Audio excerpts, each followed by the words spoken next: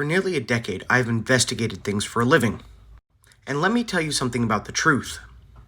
There are always three truths in a matter. There's his truth, there's her truth, and then there's the actual truth. When investigating a matter, it is your job to be as objective as humanly possible. You need to listen to his truth and her truth, and then you need to investigate the likely and probable cause of the actual truth. And I want to help you learn how to do that.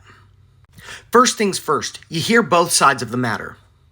And remember what Proverbs says, if you give an answer before you hear the whole matter, it is folly and shame to you. So, let's test Easter. I say that it is a pagan holiday that was rebranded by early pagan Christians, and that it directly violates God's laws and does not honor Jesus. But let's be objective. This guy says that I'm wrong. He likes to call out a bunch of my friends to say that we are wrong about calling Easter pagan. So feel free to go watch his videos as well. Now let's test the matter, because the Bible tells us to test everything and only hold fast to what is good. The Bible also tells us not to learn the way of the other nations. And in Deuteronomy 12:30-32, God says not to learn or ask how other nations serve their gods, and to be careful not to do the same.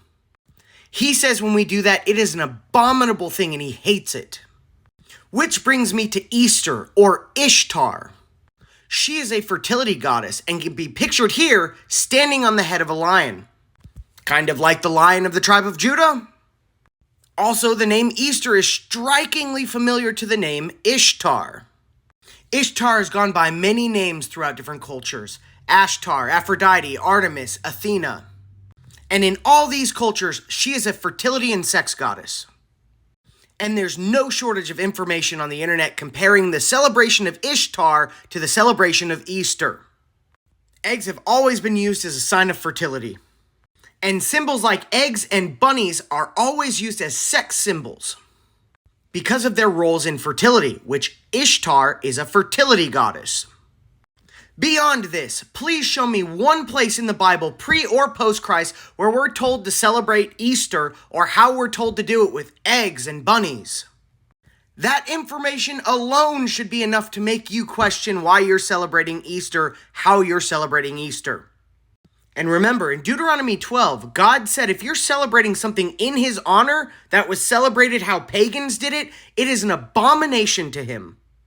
It doesn't matter if you're doing it to honor him, he doesn't want it. I'm only brushing the surface with this, but you've heard my side and you've heard his side. Now go investigate it for yourself.